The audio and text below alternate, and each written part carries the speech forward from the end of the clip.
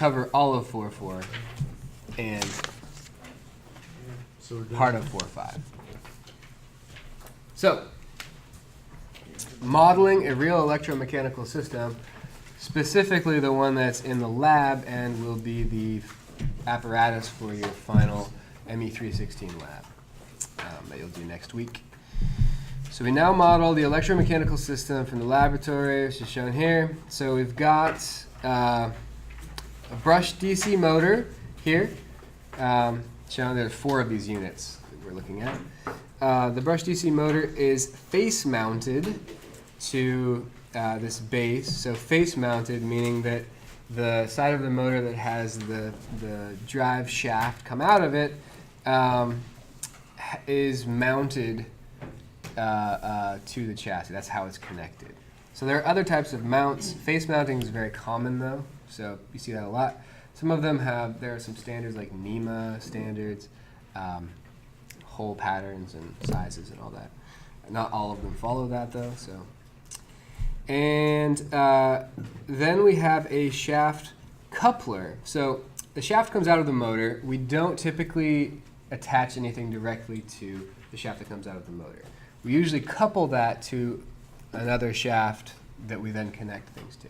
The coupler has to deal with the fact that these are real machined parts and their tolerances can't be perfect, right? They can't be too small, the tolerances. So you might end up with 2 shafts that you need to couple together that are misaligned a little bit. This is very, very exaggerated, but they might be misaligned like that, which is difficult to deal with.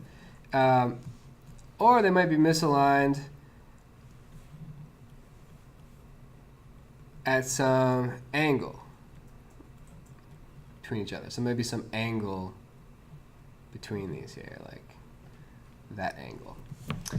And well, actually, typically we would talk about not that angle, but this angle. So a lot of these couplers, allow you to have some play in those 2 things. So like when you try to match up 2 shafts from 2 different objects, it's really difficult to get them to line up perfectly. And so these couplers are flexible and they allow you to have a little bit of play there. The angle, about pretty much like the max angle that most of these things can handle is about 7 degrees. So it has to be pretty good. It's not like we would just be like all willy-nilly and just be like, they're close, throw on a coupler. You got to be pretty close. Otherwise what happens is the coupler will fatigue really fast. So you guys are in machine design next semester, right? So you guys will learn about fatigue more. But fatigue is what happens when the part wears from being stressed.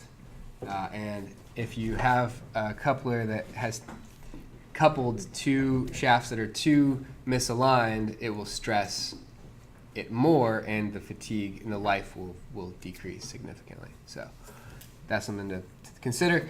Couplers come in a lot of different varieties. Some of them are relatively inexpensive, like the aluminum ones are relatively inexpensive, but they also don't have as long of life. Steel things can have, as you'll discover, infinite life as long as you don't use them outside of their stress levels.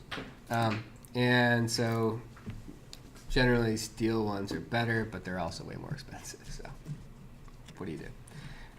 Okay, so there's a shaft coupler, and then there are, it's this load, this flywheel is connected to this other shaft.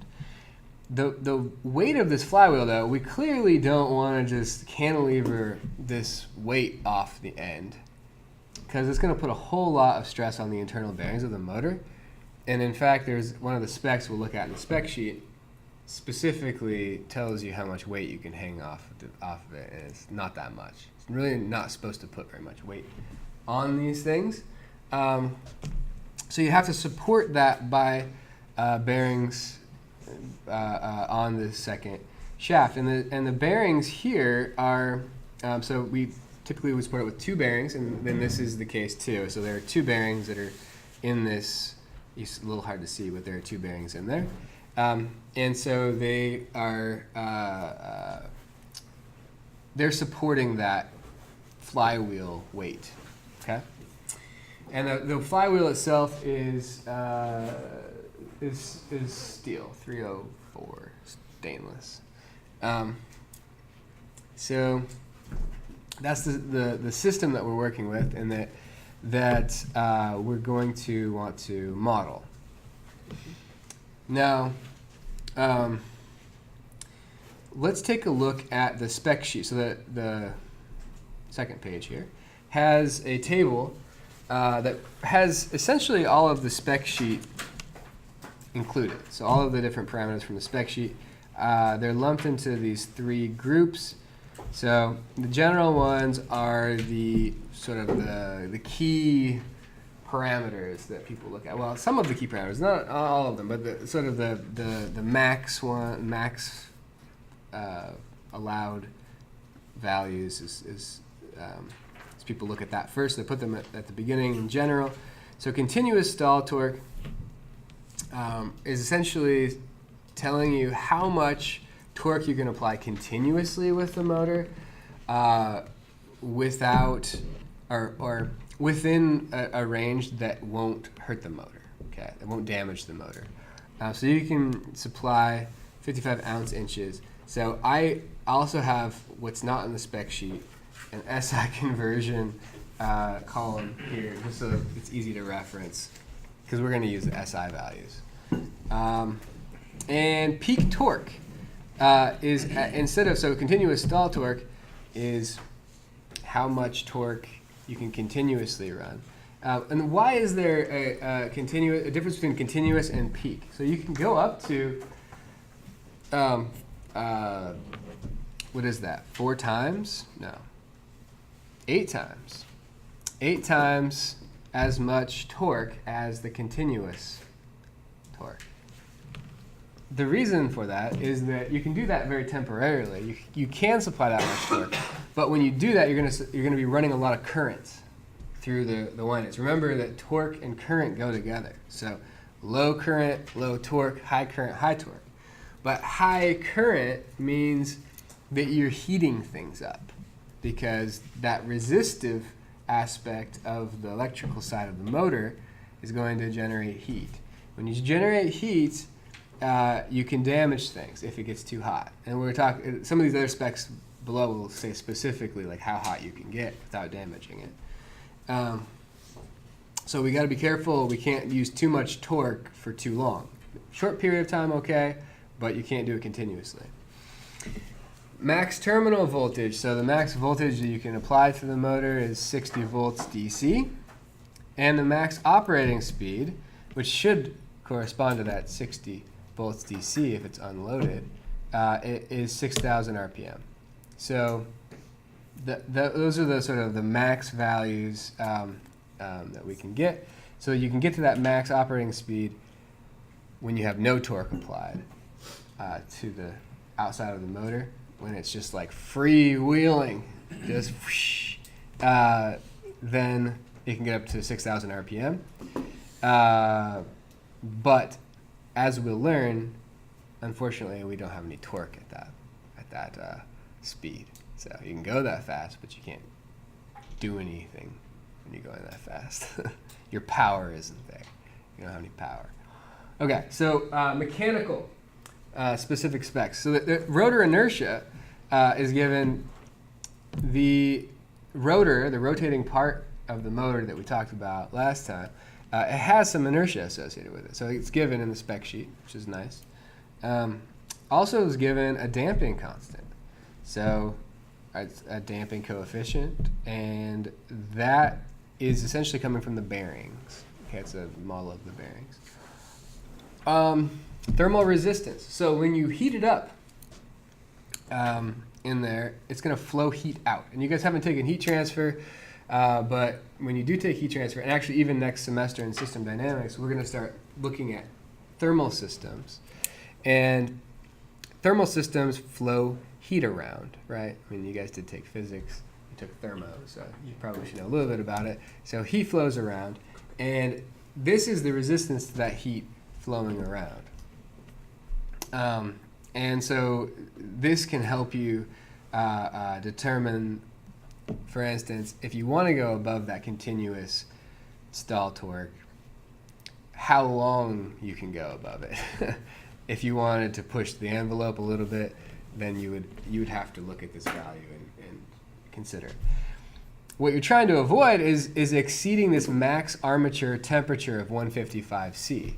So if you exceed that, then you're going to damage stuff. So that's why you're looking at thermal resistance. That's why you're thinking about maximum torque, because you're worried about heating it up too much. This is the maximum armature temperature that you're worried about.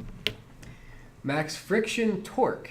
So this is when you're at the max speed, your bearing damping is going to be at its maximum level. And that's how much torque it resists with at that maximum speed. Max radial load means how much weight can you hang off. I mean, not just weight, but for instance, if you're just going to hang a weight off of the end of this motor shaft, how much can you hang off? 10 pounds, and the footnote says 1 inch from the face. So that's the max amount that you can support, which is actually a pretty good amount. But the more you hang off of it, the shorter the life of the bearings in the motor are going to be, and shorter the life of your motor, the more maintenance it'll require. So generally just not a good thing to do. And then the weight of the motor is 3.5 pounds. Okay. Electrical stuff. So the, KT and KV, I mean, I probably could have moved the torque constant up to here, to the mechanical, but torque constant and voltage constant we talked about last time, how sure enough the values are different because they're given in inconsistent units. If you put them in consistent units, SI, look, they came out the same. Actually, and this is a little bit of subtlety here, there's some round off issues. So these values, if you convert them, one comes out to be like 0.0967, one comes out to be like 0.0973 or something. So they're roughly both 0.097. They both round to 0.097. But we're going to find out that certain parameters are actually pretty sensitive to these KT and KV values. So even that little bit of round off can affect some of the predictions that we'll have of like max torque available in that. So something to just be aware of. There's nothing we can do about it, but just be aware of it. And we don't want to have too much confidence in a value if something's like, it's really sensitive to a given parameter. So yeah. Terminal resistance is 1.6 ohms. So if you use a multimeter on it, but of course this is going to vary by motor, right? So this is roughly true for the motor you get. You should measure this for the model to be most accurate. And notice that since it's 1.6 ohms, that's a really small value, right? Which is good. But that also means that if you had, which I actually think, and next lecture we'll talk more about this, I think that probably the effective resistance is probably a little higher than 1.6 ohms in a lot of cases. And even if it was like, say, 2 ohms, that's a pretty significant, that's 25% of this value. So the difference, right? That's a 25% increase. Just 0.4 ohms difference is 25% increase. So like things that are sensitive to the resistance, which some of like the max torque is sensitive to the resistance, are going to be very much affected by this value. And if this value is a little bit off, then our prediction is going to be a little bit off. Okay. Electrical and mechanical time constants are given. They essentially are the only parameters in here that are specifically talking about transient responses. So the time constant is associated with how long it takes to say, spin up or to come to a steady state, right? So usually the 5 time constants, we're like 99% there, something like that. So these are the mechanical and electrical time constants. they're like the bare minimum of useful transient response information. Obviously, smaller is usually better for this stuff, right? Because we want it to respond quickly, usually. But there are trade-offs there. Everything's not captured by the time constant. There's overshoot. There's all kinds of stuff. Max continuous current, 4 amps. So you can run 4 amps and the heat's fine. All right, this is related to the torque thing. So 4 amps and 55 inches of torque, those are tied together. And you can run 4 amps and you'll be fine. The heat will dissipate if you run it continuously at 4 amps. If you run it at 5 amps continuously, what it's saying is you're in danger of heating the windings too much and damaging the motor. Yeah? Can we calculate? Is that what we did last time? Was calculate the heat made by the current, or no? So no, but you could. So the heat that comes from the resistive. So the resistive aspect is 1.6 ohms, right? Mm-hmm. So the amount of power that's dissipated by the resistor is the current through the resistor times the voltage across the resistor, right? And if we wanted to express this in terms of the current, the voltage across the resistor is just IR, right? Yeah. So IR squared times R. And you see that the power that goes into heating is the square of the current times the resistance. So this lower the resistance is, the better, but it's the I squared that's really killing you, right? So the more you increase the current, the more power is going into heating.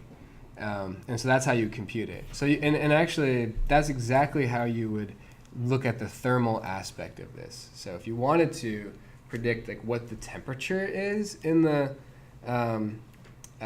motor for, so say like you're like, okay, I want to run this thing above this max continuous current, but I don't know how long I can do that.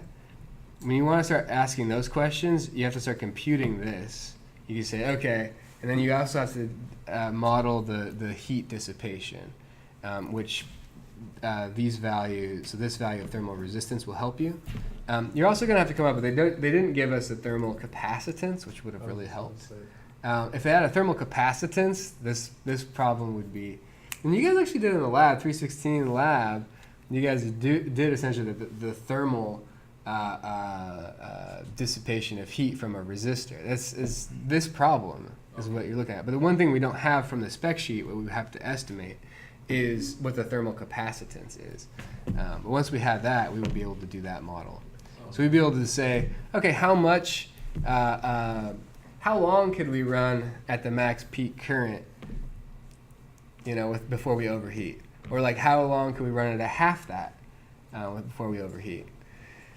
That type of thing. So I mean, those are really important questions to be able to answer. And that's this type of analysis. When we get to the system dynamics part, we'll be able to talk more about thermal systems, because in this class we're so much focused on electromechanical. Mm-hmm. But when we get to the system dynamics next semester, we'll talk about thermal systems specifically. And then we'll be able to do more of this. And as you guys get a preview of that in the lab, which is cool. And as you guys saw, it's just like the same, right? Same. All right, so that's enough on the spec sheet. But it's good to walk through a spec sheet sometimes and just like get a feel for like, what are all these things, right? So we walked through a spec sheet now. We can feel confident, hold our heads high.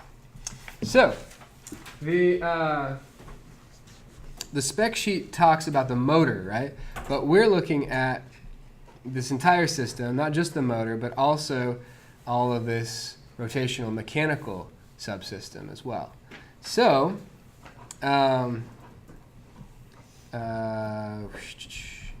yes, back up here. So we have the motor spec sheet there we just looked at. The mechanical subsystem's inertia is dominated by the stainless steel flywheel right here. So we call that JF for flywheel. And that is something that I computed from the dimensions of the flywheel and the shape of the flywheel. You guys have computed moments of inertia when you guys were in dynamics class, probably mostly dynamics class. So yeah, I needed to know the moment of inertia about the axis, the center axis of the cylinder. It's pretty easy. It's just 1/2 the mass of the object times the radius squared. So pretty easy. Yeah, so I had to look up what the density of stainless 304 steel is, and then, yeah, it's pretty easy. Okay, the bearing damping, BP, is the most difficult parameter to determine for this model. Let's begin with the assumption that the combined bearing damping is given by B sub B, so bearing, and it's given by this number, 20 times 10 to the negative 6 Newton meters per radians per second. This is a pretty good number for a couple of nice ball bearings, which is what we have. We could get a little bit better with that number if we looked up specifically what is the manufacturing data sheet. Maybe it has a number. If it doesn't, could we use somebody else's estimate for this type, this size of ball bearing, and we could get a little bit better. But this number is pretty good, so we'll use it for now. But keep in mind that when we do these models, we always get better with our estimates of each parameter, and then our model will be better and better. Okay? So the linear graph model. An ideal voltage source drives the motor. And we'll talk more in a future lecture about driving motors and the power sources associated with them. Okay? But you can usually model them as ideal voltage sources or ideal current sources. But ideal voltage sources are usually more common to use. And the motor, which is modeled as an ideal transducer with armature resistance R and inductance L. Okay, so here's the linear graph. Ideal voltage source goes into the motor. Remember, our realistic motor model has an armature resistance and an armature inductance, R and L. Then it goes to an ideal transformer. And on the mechanical side, we have the motor's damping, which is given in the spec sheet. But then we also have the damping of the two bearings that we add on to the shaft, right? So we say that combined they give us a parameter B, so the bearing damping plus the damping of the motor, internal to the motor, given in the spec sheet, and we sum those up to get B.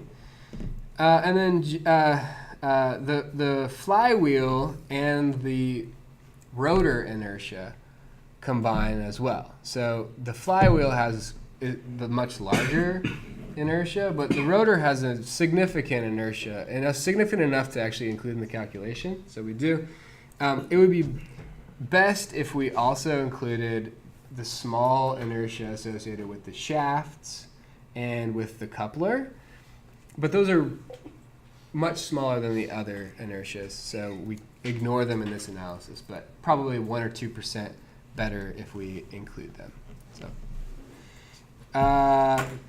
and then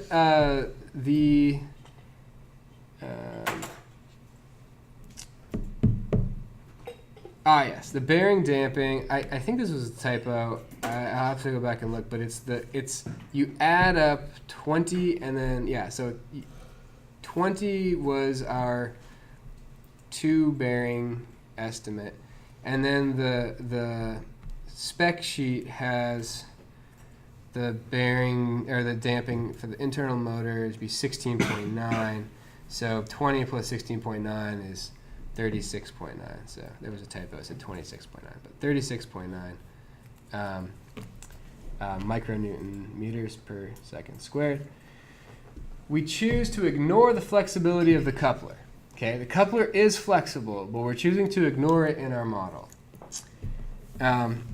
This problem at the end of the chapter, which I haven't decided if I'm going to give you guys or not as a problem that you have to solve, considers the same system but does not ignore the coupler's flexibility. In general, shaft couplers have significant flexibility, and depending on the application, this may require consideration of a dynamic model. If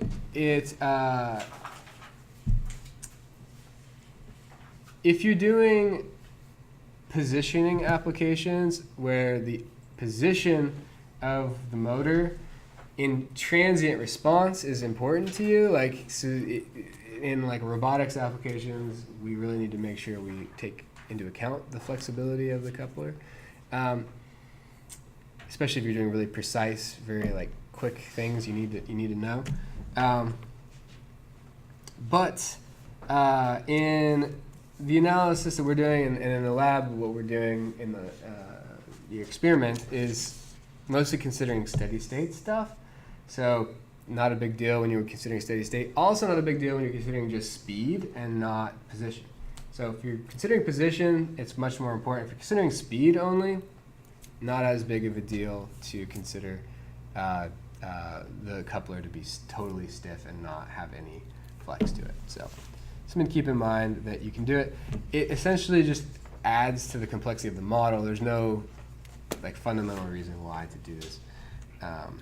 I chose this way because I think that it gives us a good feel for the motor without having to go into quite as much detail. So, state space model. The normal tree can be constructed by the procedure from lecture 4.2. So let's do that over here on this linear graph. So we've got the first type of element we include after the nodes, of course, is the cross-variable source, and is one of them. And then A-type energy storage elements, and there's only one of those. The J is A-type. And then we also have our sort of extra rule here, which is to include also just one of the transformer branches, or just one of the transformer sides. So you have to either choose one or two. You can't choose two here. Remember, we're trying to balance all these rules. We don't want to create any loops, so we have to choose this one. If either one could have been chosen, then we would have to also consider which one gave us more, which one gave us the minimum number of T-types in the tree. Remember, that was one of the requirements. But in this case, we don't have a choice. We have to go with that. And then we add all the D-types dissipated. So R, we can't add B because that would create a loop. And in fact, if we added B or 2 or L, we would create a loop because these are connected, right? These grounds are on the same side. They're both voltage grounds. They're connected together. So there's really no other element to add, and so we're done. And that's what this paragraph pretty much says. We're now prepared to determine variables.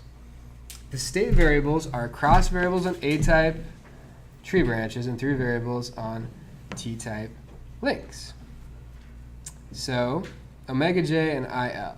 So if we've got, come over here and we look at A-types in the normal tree, J. So cross variable is omega j. Through variables on T-type links, there's a T-type link, it's our only one, it's L. So through variable is I, the current, IL is our state variable. So omega j and IL are our state variables. And the system is second order because there are two state variables. Clearly, the system's input is the voltage source, Vs, right? There's just one input, just the voltage source. We're interested in all the variables for the analysis. And I didn't have the correct reference in there right now. But anyways, it's lecture. It's going to be lecture 4.6. The lecture is going to be.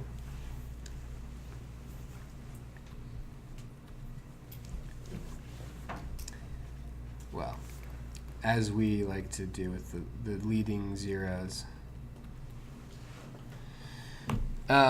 So we choose them all for our outputs. So it's very unusual that we would do this, but we're actually going to choose every single primary and secondary variable to be our outputs. And the reason is that we're going to look at all of them in that lecture. We're going to look at transient responses when we have like a step input and voltage and see what all the variables are doing. So that's why we're going to look at all of them.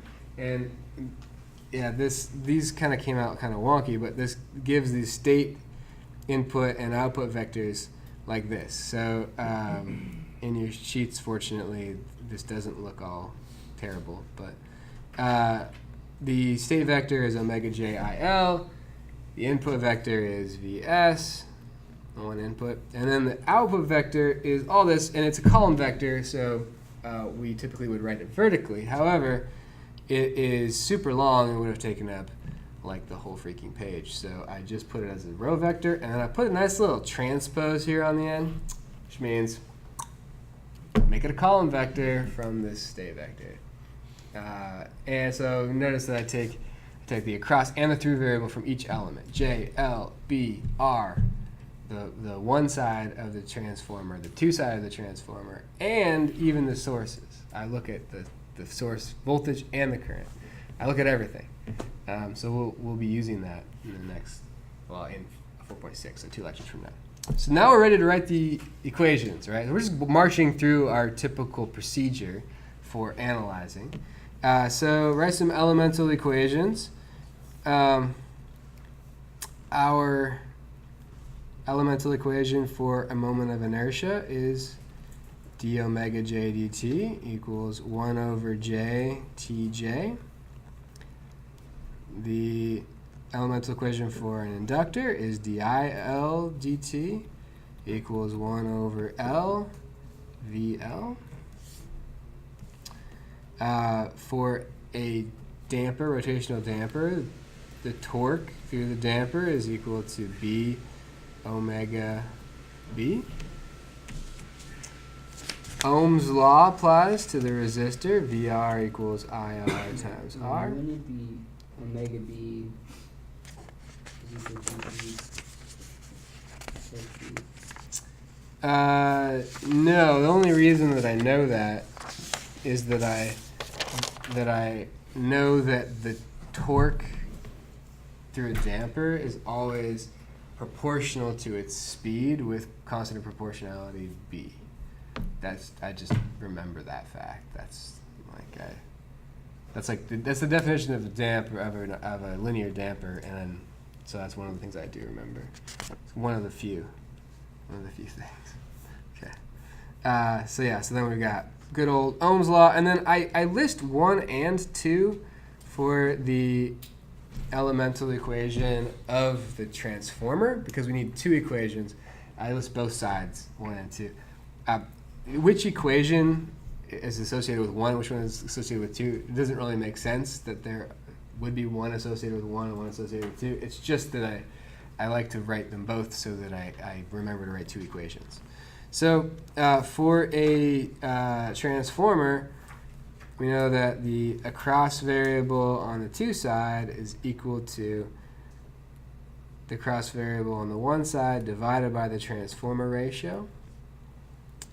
And then we know that the through variable is equal to negative TF times the through variable. So those are the elemental equations. Now, Is that, I'm sorry, after omega 2, that says equal to V1? after omega 2 is equal to V1 Okay. divided by TF. Yep. Yeah, my V's. You know, this is a V too. So now, continuity and compatibility equations are developed in the usual way. So, we have, let's redraw our linear graph here. So, our normal tree on the linear graph. We selected this, and then we selected that. Okay. So now we need to draw contours. One for each of the passive branches, right? So I'll switch colors and use, it's supposed to be like Christmas time, so I'll use red.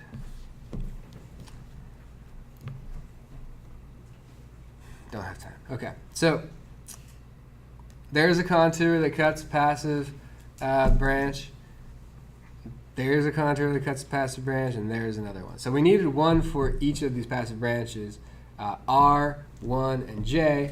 And so there was like the trivial case, the node essentially, for each of them worked. So we just chose those.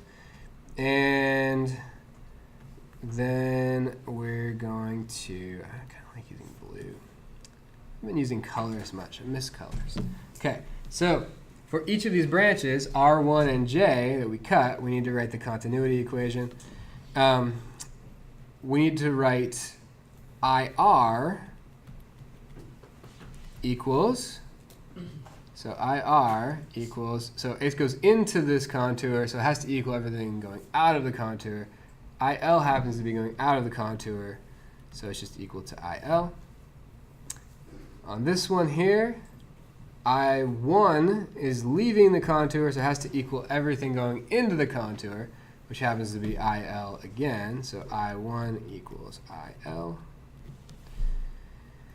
And the final one is for J. J is, so the through variable for J is the torque. So TJ is leaving the contour. It has to be equal to everything going into the contour, all the torques going in. But these two are actually going out. So we have to use minus signs, but we say TJ equals negative T2 minus TB. And then we are ready to do compatibility equations, which are found by including temporarily, sort of imagining that we're including each of these links in to the normal tree for a moment, and then using that loop to write the loop equation of all of the cross variable drops. So the first one that we'll take is L. So if we include this link, then we start at the tail, we go around, we say that VL equals negative VR, because we're going against it, negative VR plus VS. And then this is just all the same. And then we got to go minus V1. Cool. And then branch 2, we include it. It creates this little trivial loop with J, right? And it says that omega 2 equals omega J.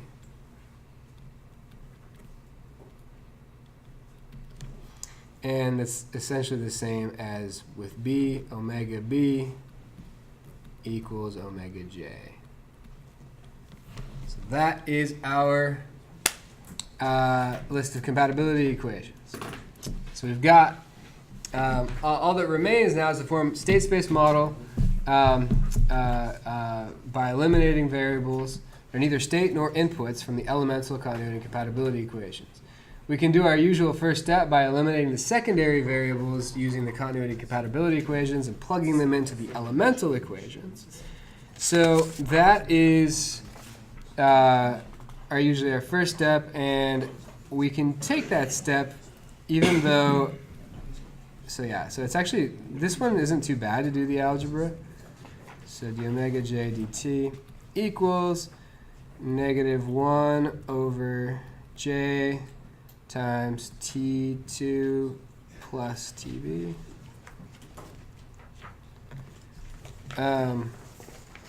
DIL dt equals 1 over L times negative VR plus VS minus V1. TB equals a bad disease, but also B omega J. VR is equal to IL times R. V1, we're going to actually flip this equation around. V1 equals TF omega J. And finally, T2 equals negative TFIL. All right, so the last four equations, so the last four being this one, this one, this one, and this one, can be substituted in the first two, these two, to eliminate the remaining undesirable variables. To obtain, so, and actually it's really easy, just directly substitute them, they're already done. So the algebra is pretty easy in this case. So you get this state model in the standard form then, which is given here. So always dx dt equals ax plus bu, and then y equals cx plus du, where if you work through the algebra, you get this. Now, this looks kind of intimidating. A and B look fine. Second order system, not too bad. C and D look kind of bad, but that's just because we asked for so many outputs. We were like, give me all the outputs. So that's why it's so many, so long. And another thing that I wanted to mention, so we have pretty easy algebra here, but we're starting to get into systems where the algebra could start going wrong. So for instance, if we had gone up to the flexible shaft, that ends up being a fourth order system. More algebra to do. And the algebra gets kind of messy. So what I'm going to start trying to do is embedding these files. So if you go to the file, so if you go to the electronic version, you can right click there and save embedded disk to file. I've attached to this a file that you can use on this website. So this website is made by a former student of mine. Well, he's still kind of up at UW doing his PhD, Cameron Devine.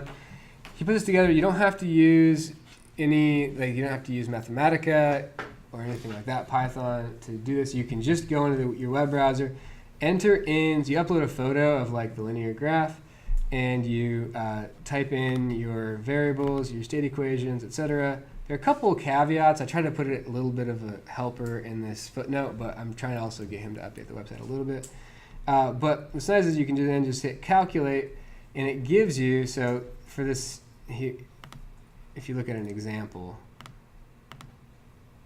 let's do that. Example, these are the variables that, so he typed in these equations, you hit calculate, and it will return the equations. So here are the state equation, output equation. You can copy them. You can get it in LaTeX form, MATLAB form, Mathematica form, Python. Pretty sweet. And then you can save it, you can download it, and it's essentially just an image with the equations in there as metadata, and you can re-upload it later and edit it if you want. So pretty cool. Anyway, so that's what I do. I embedded the thing you can download into the PDF, so when you get it, you can just download it. Yeah. I haven't tried it on the individual one. If you go to the main file that has everything included in it, then for sure you'll have that included. So I don't actually know for sure if when you use, because you know I split the PDF up into each lecture. I'm not sure if the file comes embedded in that when it's split up. I didn't check that. But you can always go back to the main file and it will be there. Okay. So this is, it lets you do the algebra. That system is kind of nice. But algebra is not that bad. A, B, C, D. Okay. I really want to cover the beginning of the next lecture, so I'm going to move us on to that for just a few minutes.